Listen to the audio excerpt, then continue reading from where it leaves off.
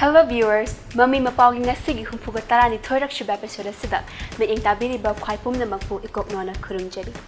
Taram okcheri amadi mamang episode ki damakta khwai pumna makna thambira kiba feedback amadi suggestions singi damakta su hainingai leitna thakat pufungdokche.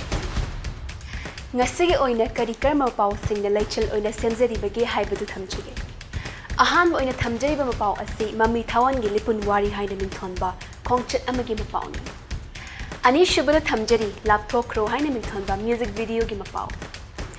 Manipur Valley Short Film Festival da utnabagi damakta iramdam asidagi film ahum khalakhi bagi mapauna ahum subo oina thamjari. Manipur Fashion Week ki mapauna mari shubo oina thamjari. Manga subo oina thamjari ba mapauna aron no wari haina minthonba Manipuri feature film amagi yaifa thoni pangthokhi bagi mapauna. Manipuri short film The Carpenter and His Wife released taukhibagi mapauna taruk shubada thamjari. Santa Khurai gi short film Nawa Spirit of Ete gi premiere utkibagi mapauna taret shubo oina thamjari. Cine Actors Guild Manipur na sinduna pangthokadaba Manipuri cinema chawkhatnaba mifam amagi mapauna nipan suba amadi aroiba mapau oina thamjari. So folks, ngasigi ahanba mapau lipun wari haina minthonduna awa laibak pangkhiba Mami Thawan gi khongchet ki mapau meing taminasi.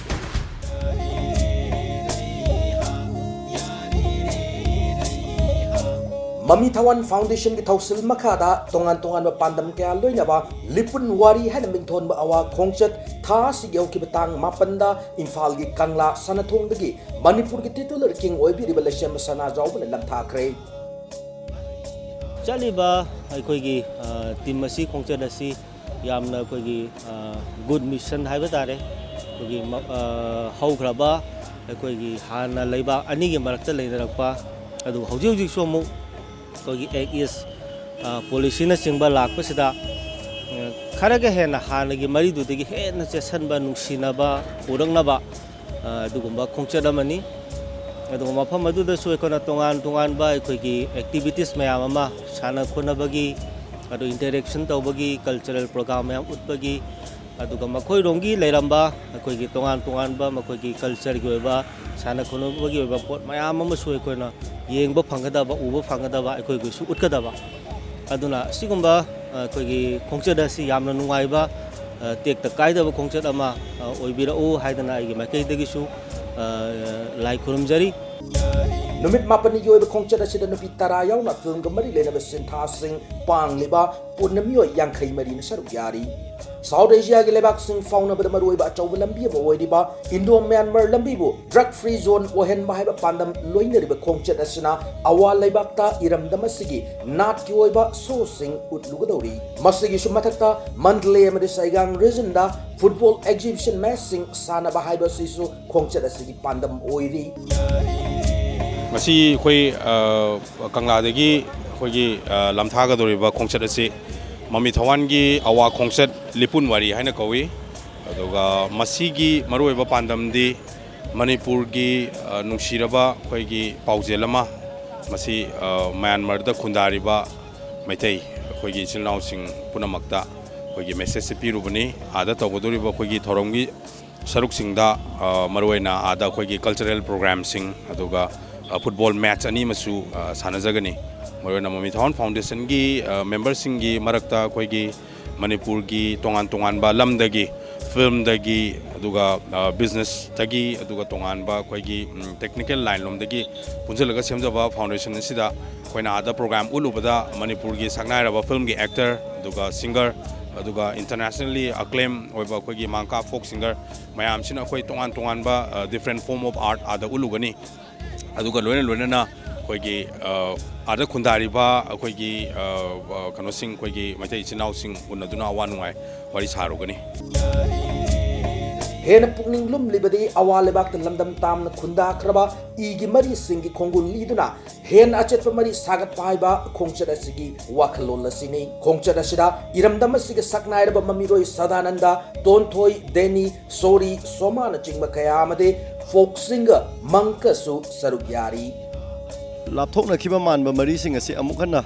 akan mari mana punjana bohona bada akogi leiriba mami thawan haibisi non profit foundation amani aduga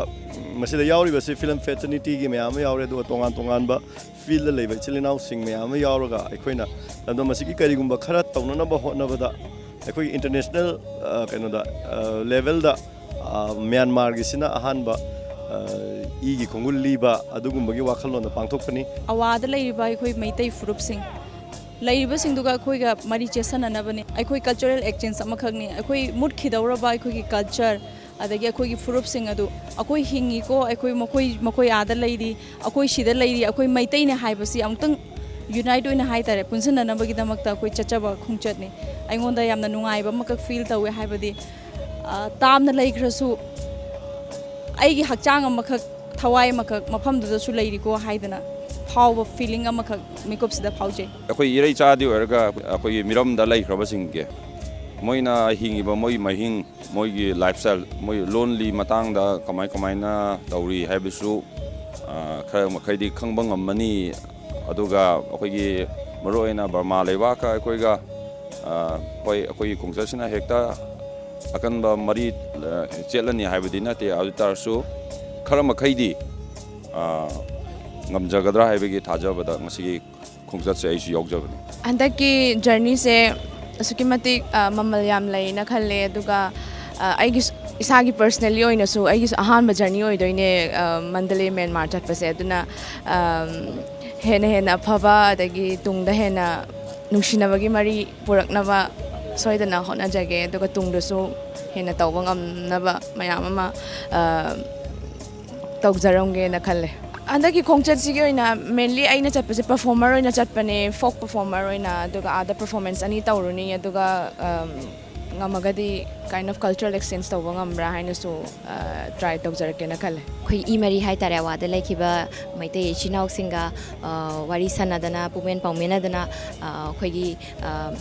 haukraba wari and then akoina khangdaba kaya ma di moina su khangdaba kaya ma akoina puraga chachagani duga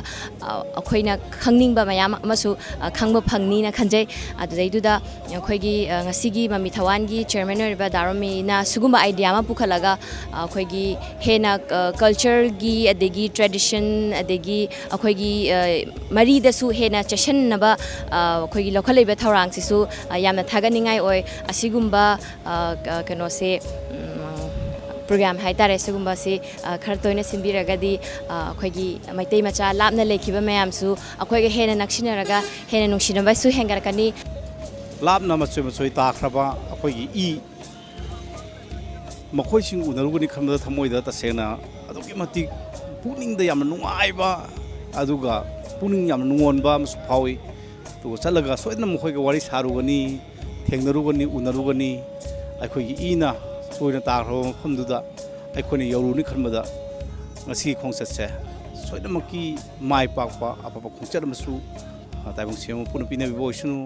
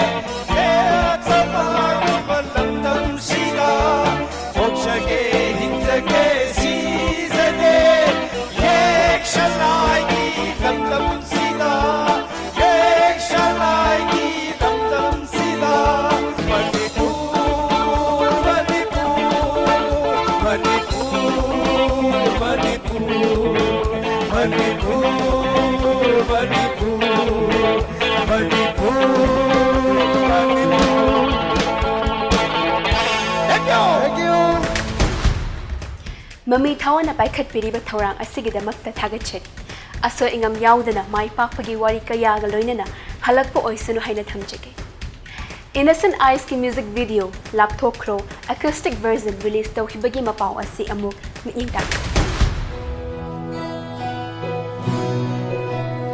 Innocent Eyes ki miyamna thoina khangnariba laptop crow na mingthon ba isaibu amuk khanna acoustic version da sakdoktuna music video ma release tawkre Uchek Society na khudol tamna puthokliba video ase haukiba August 13 gi numidang da Imphal gi chingmairong da leibe spoon restaurant ta acham thauramam ga loina release tawki music video ase da Daina Wi-Fi yamade saisak liba Raz ayekpam anina maruiba saktam sing langba ga loina Innocent Eyes ki band member guitarist Ronald Kumantem amade Nonglen Athokpam bass guitarist Kishan Amotoksom, drummer Dinesh Saiko Mamadi keyboardist Johnson Ayekpam Datusu Sarugyari. Laptop Rohadi Bisayasi music amadi lyrics Nonglen Athokpam Gine Loinana Isayasi Swallow River record Tobane music video sig director cinematographer amadi editor gi Thaudang Edwin Haruk Chamna Lodi assistant cinematographer gi Thauna Paicoms Gates na Pangli Varat Wangkai Mayum na still gi Thaupang na music video se wahang amana loishin ki bagaloinana makata basaruksu lakhi gadauri miyam punna ngaimin nasi Katokibani leijaba pumba Punchishigi oirani khanduna Umnamakto aremba taram le ifamda Laptop Crow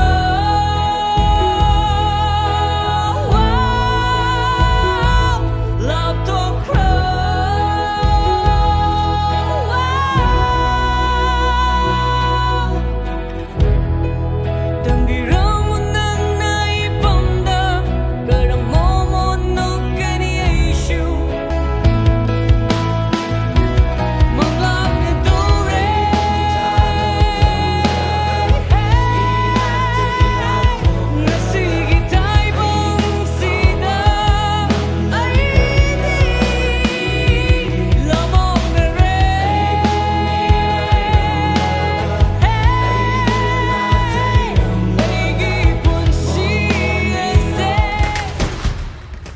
Version asina amukke hena miyam na pamnaba soidin oigen haina lozai.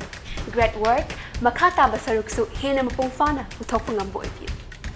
Makata rakpa asida Brahmapur Valley Short Film Festival da unabagidamakta pangthokhiba screening da iramdam asigi film ahum khalakhibagi pawdam asi midingkam.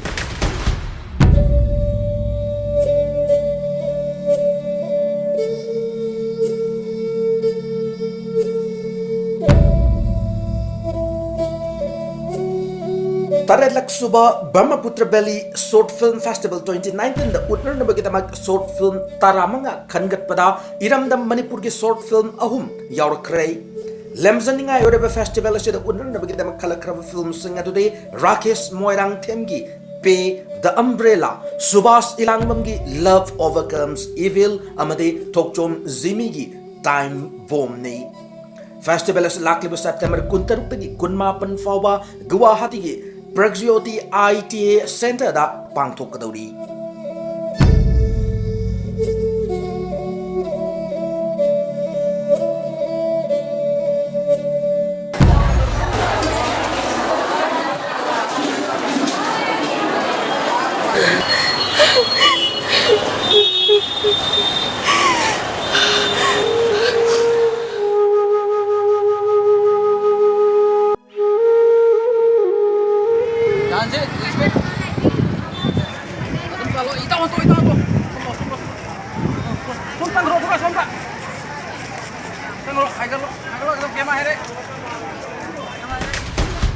Congratulations to all the production teams. Lemjiningaini iramdam gi mingchat makhatana purakpa oisanu haina thamjige. Hawjik lakhachari ba asana Manipur Fashion Week ki anishuba edition pangthoklagani haina Kumarzat Fashion Trends na lauthokhibagi pawdam asi miingtam. Manipur Fashion Week second edition tha sigitang kunipan amadi kunmapanda Kumarjit Fashion Trends na sinduna lamboi khungnang khung leba Manipur Trade and Expo Center da pangthokadori hiramasi matang da paudam laduna sagol bantera da leba Kumarjit Laishram Saluna na spada fashion designer Kumarjit Laishram na Manipur ge handloom bo malem ge thak pukhatna pandam da harib fashion week ase pangthokadabane fashion week da nupa model nipan na made nupi model kuntrana sarv yagani hana fongdoraki लाखलिबा सितंबर के day 28 अमदी 29 Saturday अमदी Sunday निमित असिदा खोगी Manipur fashion week पांथोक सगनी हाइब प्रोग्राम असिगी खोगी थीम दी खोगी हेलुम दा प्रमोट तौबनी खोगी वीवर मैम से नुपी फिसाबी मैम अमदी नुपा फिसाबी मैम अमसु लेरी सुम मैम से खोइना सुगुम फैशन इवेंट सिदा खोगी हेलुम गा रिलेटेड ओइबा मैम से पोथोगा खोगी इंटरनेशनल की थाकता हाइदी स्टेट नॉट नेशनल अमदी इंटरनेशनल की थाकता सुगुम्बा फैशन इवेंट सिदा अखोगी पोथोगा हेना हेना मयामना खंगननबा पोतो की पांदम दा सिंजाबनी अदुगा सी खता नतना अखोगी इंखलकलिबा अखोगी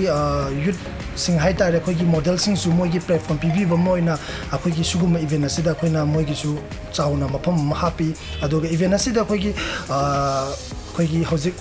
ट्रांसमेंट सिंग जो अखोइना सपोर्ट तौबोइना मोगी सु प्लेटफॉर्म अमा यावगनी अदुगा मॉडल पुना मसिंग 38 मॉडल ओइगनी नुपी कुंथ्रा अमदी नुपा निपान ओइगनी अदुगा हाइरिबा प्रोग्राम असिदा अखोगी मपालमदगी इंटरनेशनल की ओइना अखोगी मसक नाइरबा मिस वर्ल्ड टूरिज्म 2018 की फॉर्मर पोला जोसिनैना मसामक्सु अखोगी मफम सिदा लाआगा अखोगी इवेंट असिदा प्रमोट तौबदा सपोर्ट तौबदा यौमिनागनी फैशन लवर्स सिंगी तांगना फंगबा तांचा मॉडल सिंगी मोंदा नुंगाइगदबा तानफम इरमदमगी इमाई ओइगदबा थौदोकनी हाइदबा ngамजरोय पुमनमक माइ पापो इबि लोइना लोइना मातांग असिदा अटेन ब्रेक अमखक लौजनबगी तांजा दु लौजगे खोंगले यांग हंजरके इम्पैक्ट टीवी में इन तादना ले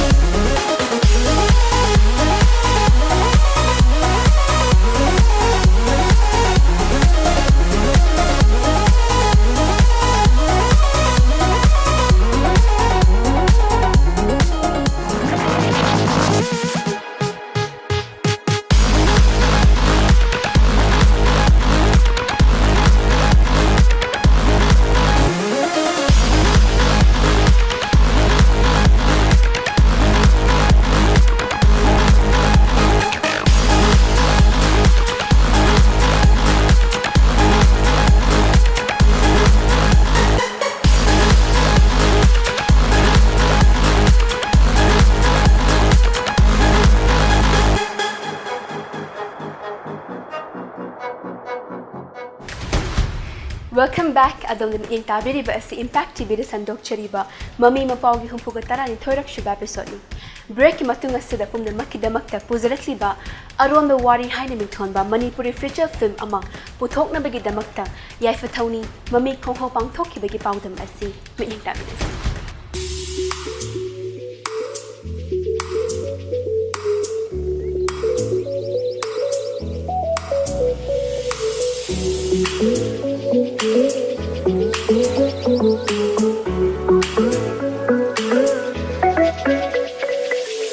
CUT Films Production की बैनर मखारा अहुमलक सुब खुदो लोइना पुथोकदबा अरोनबा वारी हाना मिंथोनबा मणिपुरी फीचर फिल्म की याइफा थौनी थौरम थास यौगे तांगनी पांदा उरिपोक तलैबा कोम्बिरै इंदा होनबी मतुंग इना पांथोक्रे फिल्म से आईबी सरुंगम बिनोदिनी की मिनोक्तुगी मरुमदा हाइबा वारी लारी की परिंग द युमफम ओइदुना पानखटकदबने सकनाइरब फिल्म मेकर ओसी मैरागी लमजिंग लमताक मखादा पुथोकदोरिबा मम्मी कुमैयसदा इरमदम सिगे सकनाइरब मम्मी रोय बला सिलैबा अमदे सुस्मिताना मरुइबा सकम Singh लांगदौरी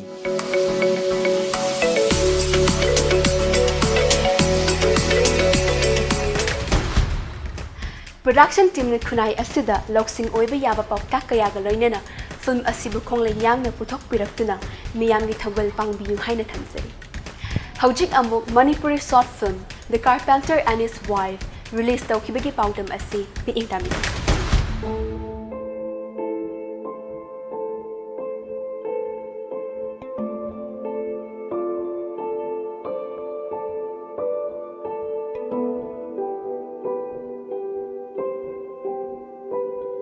Eastern Journal Cultural Center Kolkata gi sponsorship makada puthokba The Carpenter and His Wife haina mingthonba El Bankana direction piba Manipuri short film ama tha sigi hokiba tang marida MSFDS da release tawkre film release tawbagi thormadada Art and Culture gi Commissioner Bobby Wycombe amade Director Aribam Sivdas loinana retired IAS Lakshmi Kumar su saruk yaki Manipur State Film and Television Institute how na bagi ako yang kana ako siyam sari dahil karena kenapa atau staff itu adana kau isi staff karena hap dekar lagi kursi hobi itu nukta usaha dekar lagi adana kau ki kelas mana hobi lagi teaching faculty kriminal teaching sendok sendok tu multitasking staff macam ada kau minimum dan lalu sih hanya kau plan sih benar adana bagi si budget so hana kerja piramid yang Lakshmi Kumar tanda aduji 8449 account male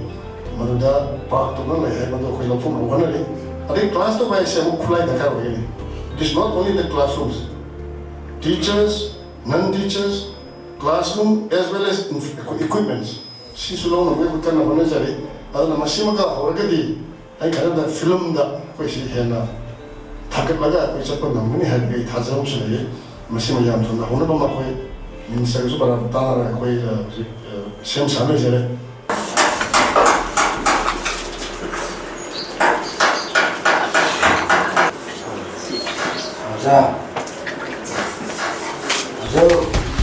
Oja Osi Mayagi film soidana mai pakpo oibiu makatana sumagun labor film sing putok piko haina thamjari. Mathang lakhat chariba Santa Kurai gi lamjing lamtak makhada puthokpa Nawa The Spirit of Ate haina mingthonba documentary film Manipur University gi court holder premier show panel discussion amaga loina na pangthokkhibagi pawdam asi lawmina Nawa The Spirit of Ate haina mingthonba documentary film ama Manipur University gi Center for Study of Social Exclusion and Inclusive Policy CSSEIP na sinduna hokiba August 13 da Manipur University gi court holder premier utkre iramdam asigi transgender singa thengner khudong sa da kaya da yum phamoidar pankat film asi Santa Kuraina direction pi bane film utnaba matungda pangthokkiba panel discussion dagi phanglakpa report transgender singi maram da thigat pada sijinaga dawri Aku lagi miong na may miyam stipa. Aku lakota sina mo tu bisa kay pagturi ke. Jog tu ay nangam. Noy na thora noy na ran sabra. Noy pisa pipira kara. Hai bani. Nang budi ang kali aku dah do masagi nanti.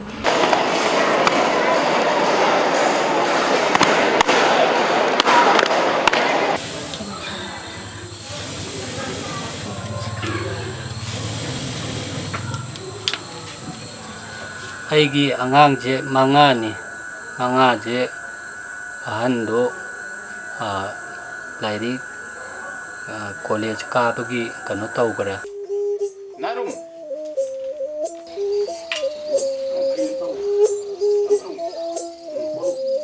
Hogi kunais da transgender inclusive society ma poroknaba honabagi ahambo oiba khongdang ni haijaningi marina koina Center for Study of Social Exclusion and Inclusive Policy ki maru oiba pandam ani di akoi di marginalized group of society da koina khana naina ba masigi finding puthokpa amasung societies da is da social exclusion leiba singdo koina identify toraga okoi jo koina social exclusion leiba group singdo miyam da puthokpa aduga masigi oiba inclusive policy ma sembani aduga transgender community haibase akoi gi khunai si da socially excluded community oiba aduna masi akoi gi center na masi da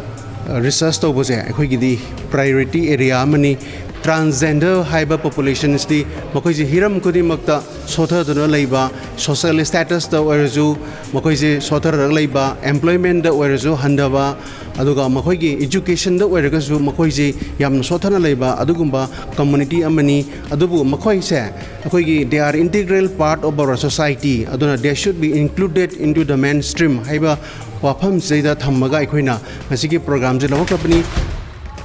Film asisu kunai asida kanaba message sing mapung fana yohanduna mai papa film ama soidan oirasunu haina thamjari.